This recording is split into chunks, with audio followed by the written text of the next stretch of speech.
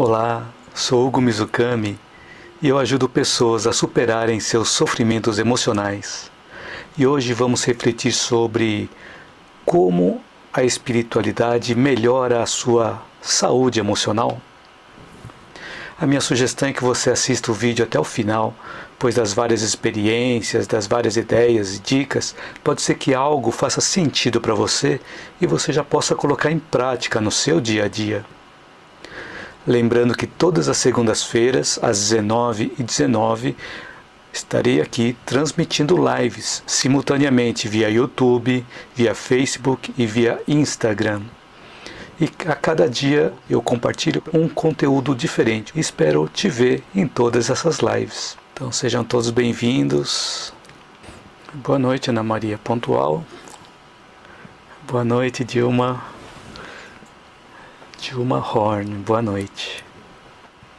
Boa noite, Clélia Lemos, boa noite. Denise, boa noite.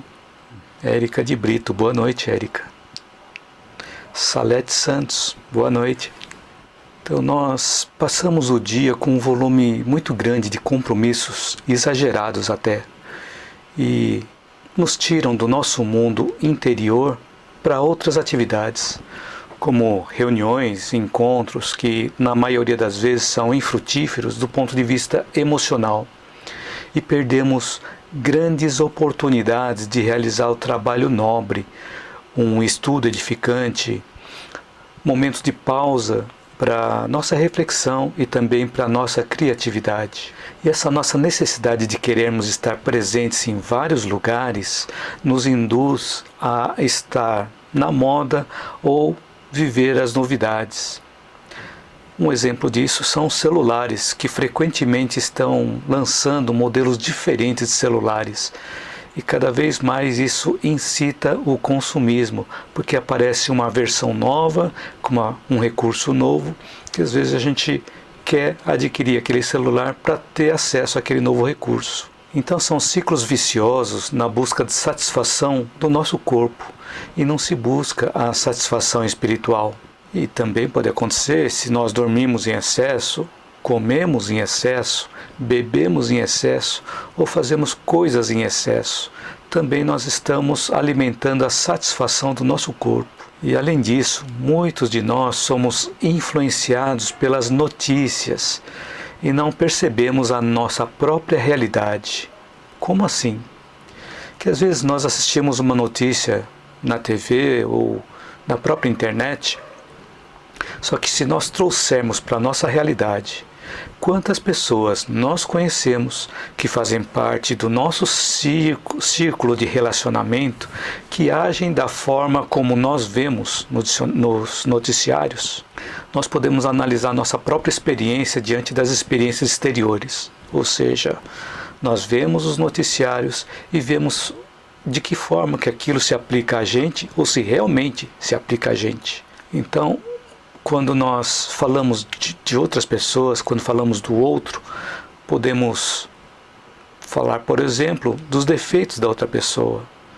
E quando nós falamos de nós, podemos colocar ou relatar apenas os fatos desagradáveis que acontecem conosco.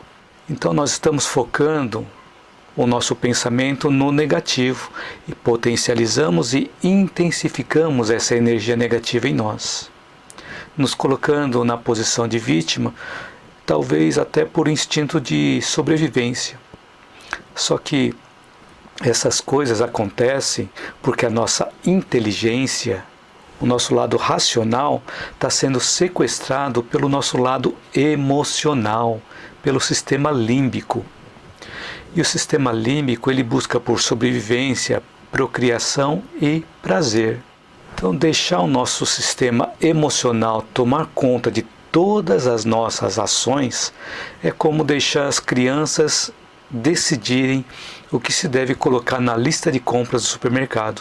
E cada um de nós busca o alimento espiritual que nos corresponde no nível em que nós nos encontramos.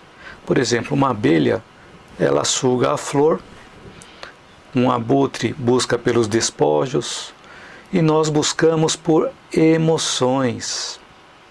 Só que nesse campo de emoções, ou no campo das emoções, existem vários níveis.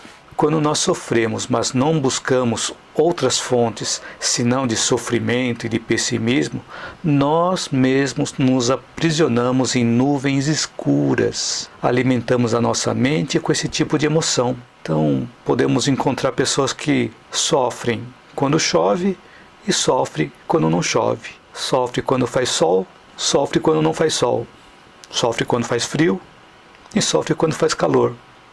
Ou sofre quando tem trabalho e sofre quando não tem trabalho.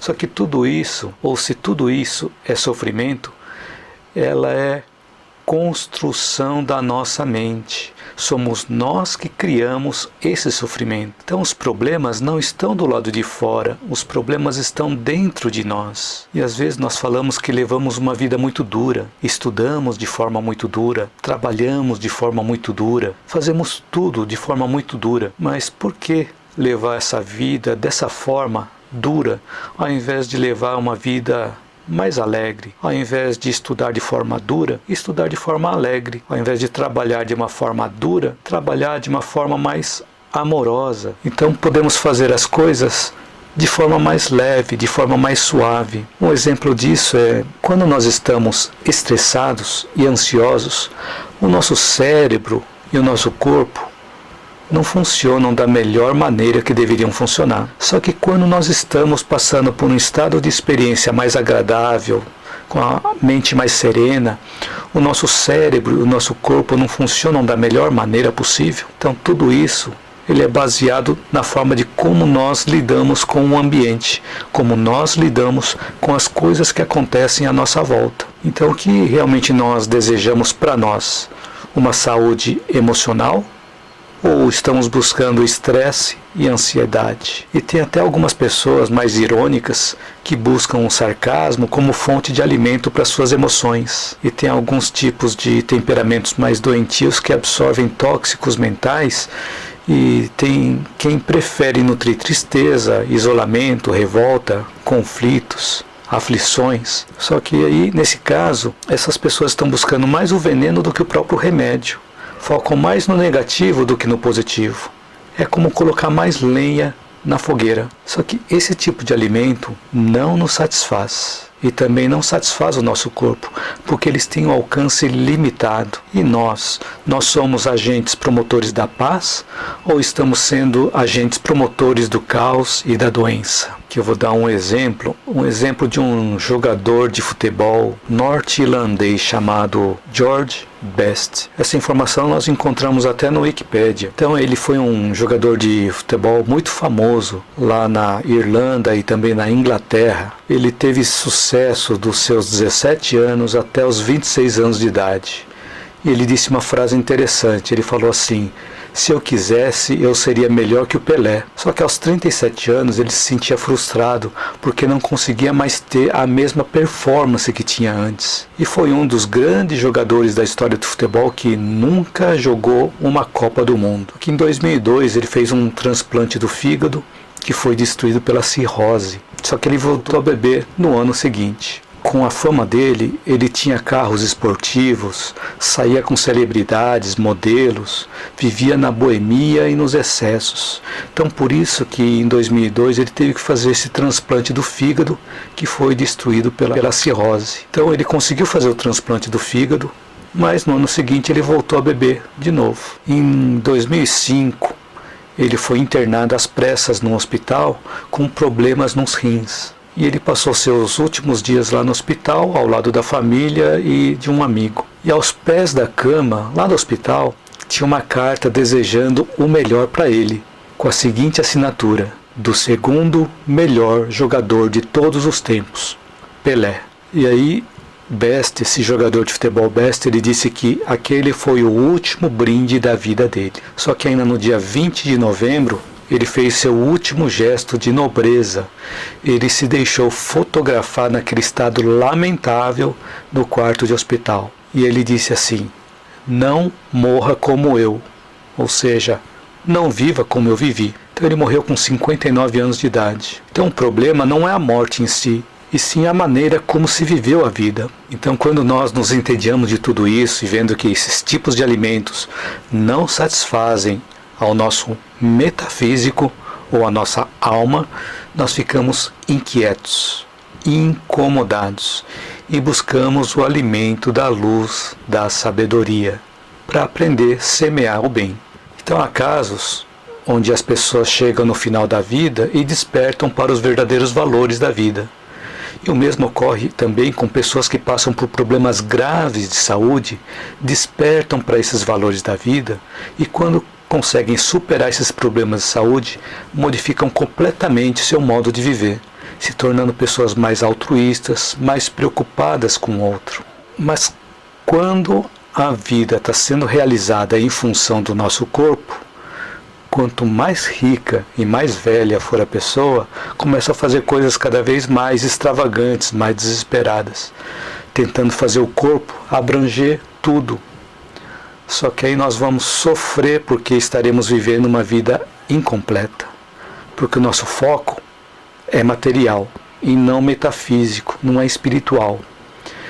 Então, quando nós realizamos as nossas ações e elas não estão alinhadas com a nossa missão, não estão alinhadas com a nossa natureza, tendemos a ter distúrbios emocionais, como ansiedade, depressão, angústia, carência, estresse, transtornos alimentares, somatização. E a base dos distúrbios emocionais e dos equilíbrios emocionais são os valores humanos. Então, os valores do mundo materialista normalmente são excelência, realização de potencial ou realização do potencial pessoal, criação de oportunidades, sucesso, qualidade de produtos e serviços, dedicação ao crescimento profissional incessante, maior produtividade. E nesse mundo materialista é muito raro nós encontrarmos o conhecimento de nós mesmos. E se nós queremos manter as aparências, os nossos conflitos podem até passar despercebidos pelas pessoas que convivem conosco, sem que os solucionemos e resolvamos superá-los de maneira objetiva e consciente. Então, o ideal é que a gente possa encarar esses desafios, porque se nós não encaramos esses desafios, nós não vamos amadurecer psicologicamente, ficando na fase da infância, sem sabedoria, sem consciência da nossa realidade existencial. Então, eu trouxe aqui uma fonte. Tem um livro do Dalai Lama chamado Além da Religião. Acho que dá para ver.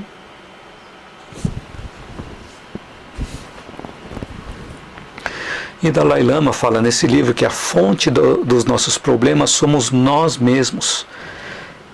Ele fala que se uma pessoa não tem valores morais, não tem integridade, as leis e os regulamentos não serão adequadas, apesar de serem necessárias nosso nível evolutivo.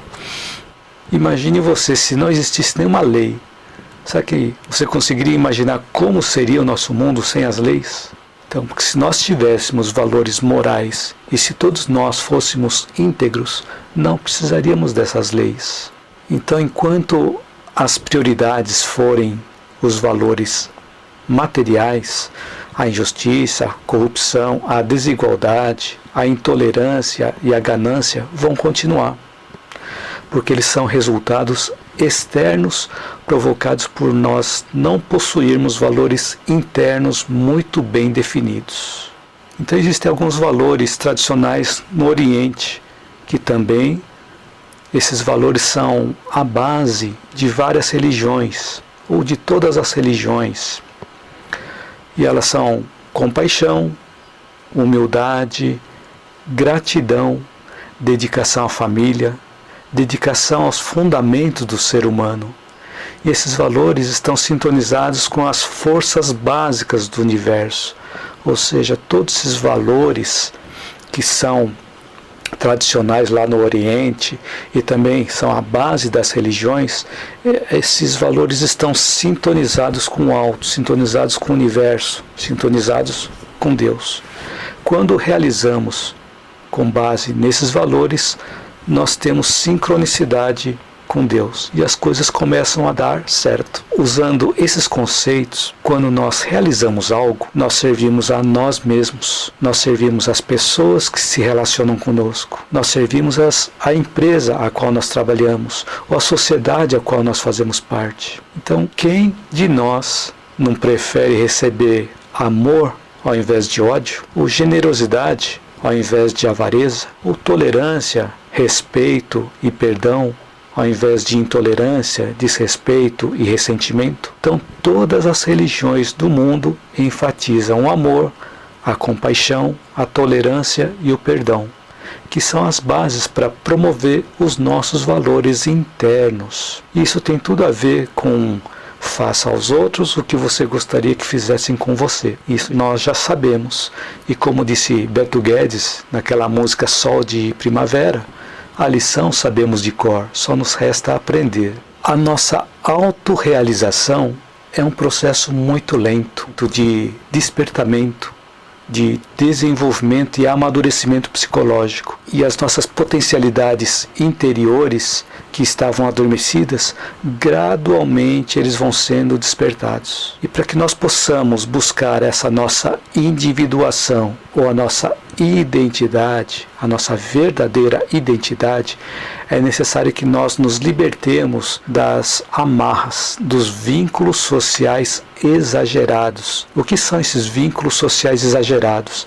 São aqueles compromissos sem significado, são aqueles ruídos de festas intermináveis, são as alegrias exageradas do sucesso, as agendas lotadas. E aí nós, com essas situações, nós embriagamos os nossos sentidos, que impede a nossa autorrealização e a nossa individuação, ou seja, a busca da nossa identidade. E essa falta de tempo para nós mesmos, para a nossa autorrealização, nos conduz à ansiedade que resulta em insatisfação. E o nosso corpo físico necessita de tempo para refazimento, precisa de repouso. Então, da mesma forma como o nosso corpo precisa de repouso, a nossa alma também precisa de um tempo para buscar serenidade, para buscar o discernimento, para podermos entender os desafios da vida e também superarmos esses desafios com equilíbrio, mas sem culpas e sem rebeldia. Então, nesse momento que nós estamos passando atualmente, esses momentos são propícios para que possamos fazer uma viagem para um retiro. Mas que lugar que fica esse retiro? É uma viagem interior, fazer um retiro para dentro de nós mesmos, porque a nossa experiência acontece no nosso interior. Então, assim como a natureza tem o seu tempo de movimento e de repouso, nas várias estações do ano, nós também temos essa necessidade. Nós precisamos de espaço mental para poder nos encontrar através da reflexão mais serena, podendo assim avaliar a nós mesmos. Então é comum nós avaliarmos os outros, condenarmos os outros e esquecermos de nós. Achamos que consertando os outros, nossos problemas vão estar resolvidos. Mas nós não devemos ter a pretensão de querer mudar os outros se nós não conseguimos mudar nem a nós mesmos. Aí eu lembro daquela frase do Newton Bonder, do rabino Newton Bonder, que ele diz assim: quando for fazer uma crítica a alguém, se inclua nessa crítica. Achei bastante interessante. E frequentemente essa frase vem na minha cabeça. Ou seja, cada vez que eu vou pensar em criticar alguém, eu procuro lembrar dessa frase, eu sou lembrado dessa frase. Só que quando nós fizermos essa viagem para dentro de nós mesmos, quando nós fizermos esse retiro interior, quando nós conseguirmos ficar sozinhos conosco mesmos, nós precisamos analisar se estamos gostando dessa companhia. Então, muitas vezes nós nos sentimos desanimados, que pode ocorrer até por cansaço, por estresse, proveniente até da agitação constante, de frustrações que nos deixam um vazio interior por nós não termos conseguido atingir os nossos objetivos. Então, nesses momentos, o repouso é de vital importância para nós podermos renovar os nossos objetivos e poder também superar as nossas angústias, as nossas tensões, através da autoanálise. Fazer uma conversa conosco mesmos. Quando nós ficarmos sozinhos conosco, a nossa companhia vai ser conosco mesmo. Então podemos ter essa conversa interior. Podemos fazer uma autoanálise, reconquistando também os nossos propósitos de vida. O desânimo, ele vai se instalando pouco a pouco. E quando ele vence as nossas resistências morais, uma coisa que pode ajudar muito é uma oração, porque a oração ele facilita a canalização de energias superiores. E assim vão surgindo os momentos de bem-estar e que vai melhorando o nosso humor. Quando nós melhoramos o nosso humor, é para que nós possamos retomar as nossas atividades, nos convocando a tomar ações para a manutenção da nossa saúde mental e emocional. E quando nós, às vezes, chegamos no esgotamento de um patamar de consciência, esgotamos aquele patamar, significa que nós devemos subir de patamar e não ficar no mesmo patamar. Cabe a nós subirmos nesse patamar de consciência, porque já esgotamos aquele ponto onde nós estávamos. Precisamos nos desapegar desse patamar de consciência para nós galgarmos um outro nível de consciência. E gradualmente nós vamos nos espiritualizando e nos transcendendo. Tem um livro também que eu consultei chamado Espiritualidade e Transcendência, com muitas informações, com muitos conteúdos de Carl Gustav Jung.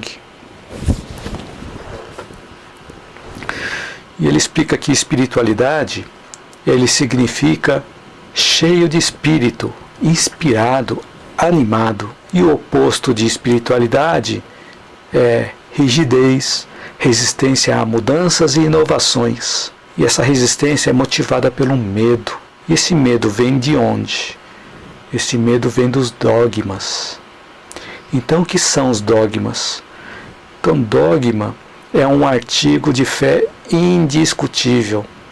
É uma regra filosófica pela qual se impõe e procura justificar certos pontos ou certos pontos dessa crença, colocando a fé acima da razão. Mas nós sabemos que esse tipo de dogma, eles vão sendo pouco a pouco eliminados com o tempo, conforme vão aparecendo comprovações e evidências científicas. E nós sabemos que não há nada oculto que não venha a ser revelado. Então, a espiritualidade é chegar à realidade por trás da realidade. Então, quando nós vemos alguma coisa e buscamos a profundidade daquela coisa, nós vamos nos espiritualizando, entendendo o significado daquilo que nós estamos vendo. Então, é chegar na realidade por trás da realidade. Então, todos nós temos muita carência em experiências espirituais, e quanto mais carência de experiências espirituais, significa que existem muitos dogmas limitando as nossas experiências espirituais. E felizmente, a espiritualidade vem ganhando espaço no meio científico, no mundo e também no Brasil, principalmente nas pesquisas na área da psiquiatria. E muitas universidades no mundo, inclusive no Brasil, já implementaram a disciplina de espiritualidade na grade curricular. Então, nesse livro que eu comentei, Espiritualidade e Transcendência, ele fala que transcendência é transpor um limite. E ele também pode se estender ao divino. Transcender refere-se à transposição das fronteiras do eu, ou seja, ir além do que nós somos. Por exemplo, uma conexão íntima com quem nós amamos. Nós sermos capazes de renunciar a nós e conseguirmos viver plenamente seguros de nós mesmos. Nós conseguimos fazer isso a partir do momento que nós nos conhecemos. Quando nós nos conhecemos, nós conseguimos renunciar a nós e conseguimos vivenciar, auxiliando os outros, estando seguro de nós mesmos. Por isso que existe aquela frase: conhece-te a ti mesmo e conhecerás o universo. Então, vivenciar o nosso lado espiritual é estarmos em contato com algo maior, mais profundo, mais rico. Então, uma percepção ou sintonia com outras dimensões da qual fazemos parte e saber que as nossas ações são partes desse processo universal mais amplo. Então, muitas vezes, quando nós vamos além do nosso corpo físico, nós estamos buscando a espiritualização, a transcendência, que vamos além do nosso corpo físico, além da matéria, e nós nos abrimos para o mundo, para a humanidade e para o semelhante, quando nós conseguimos transcender, ou seja, ajudar os outros e não apenas a nós mesmos. É importante nós lembrarmos que todos os ensinamentos dos sábios nos conduzem à maior autonomia e não à escravidão. Então, quanto mais nós nos conhecemos, mais autonomia nós vamos ter, mais luz nós vamos conseguir produzir, mais nós vamos conseguir também ajudar as outras pessoas. Então, se algum ensinamento está te levando ao aprisionamento, vale a pena reavaliar essa fonte. A fonte desse ensinamento que está te aprisionando, né? Sem esse entendimento e sem essa vivência da espiritualidade e da transcendência, a tendência é nós termos uma vida mais monótona, superficial, com limitações de objetivos. E quando nós falamos de perda de transcendência, ele é interpretado também como crise existencial, crise espiritual, perda de sensação, perda de acolhimento, perda de segurança da vida. E aí vem os sofrimentos emocionais dos mais variados tipos. Agora eu vou apresentar mais um livro. Então, mais um livro aqui chama-se Inteligência Espiritual. Dana Zohar e Ian Marshall.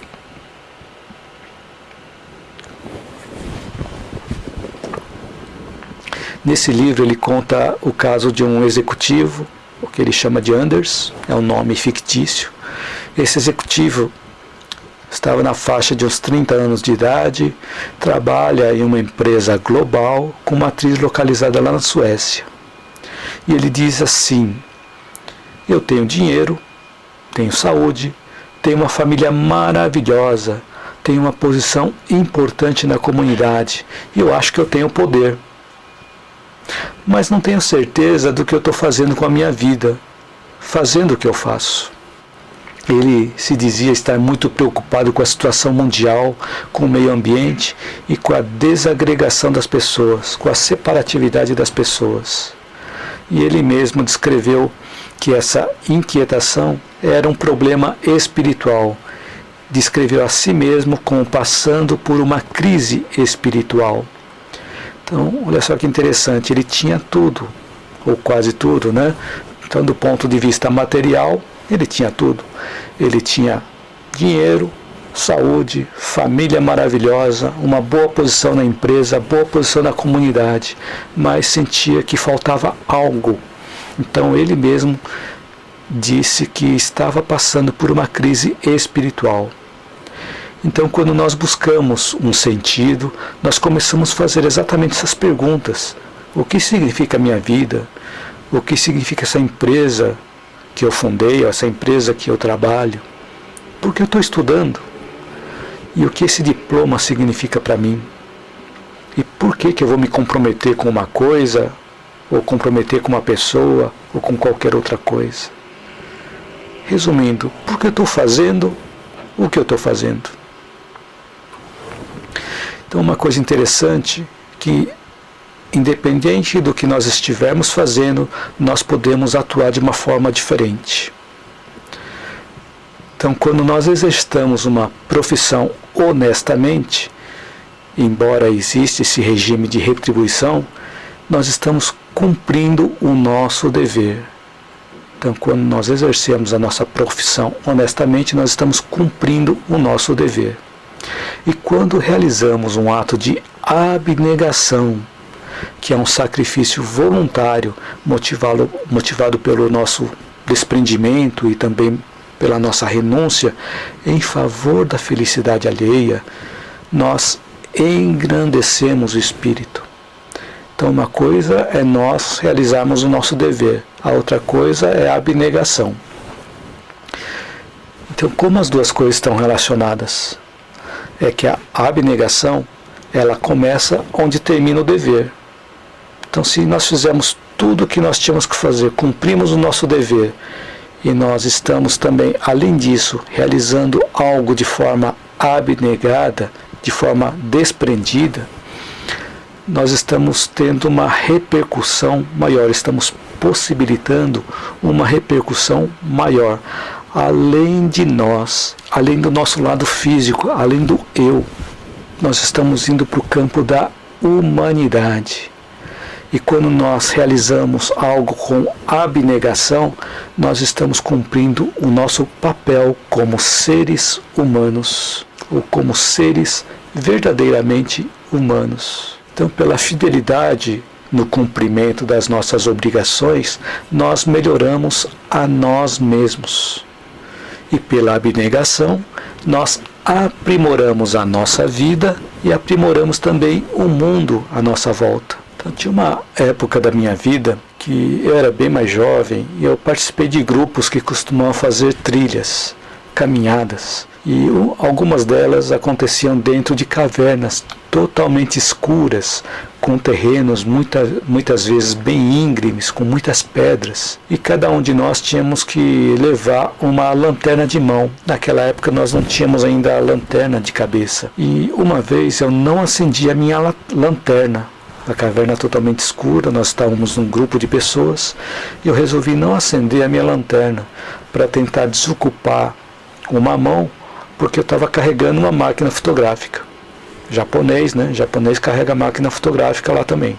Então eu levei a minha máquina fotográfica com a outra mão e eu queria desocupar uma das mãos com a lanterna, achando que dava para ver através das luzes das lanternas das outras pessoas. Mas eu vi que as outras pessoas não iluminavam o local que eu precisava que fosse iluminado, pois cada uma das pessoas estava iluminando a região por onde elas iam passar, e não estava iluminando onde eu iria passar. Então as luzes das lanternas das outras pessoas não chegavam a iluminar o meu caminho. Tive que acender a lanterna que eu estava carregando. Então, se nós queremos ter mais autonomia no meio da escuridão, nós temos que acender a nossa própria luz.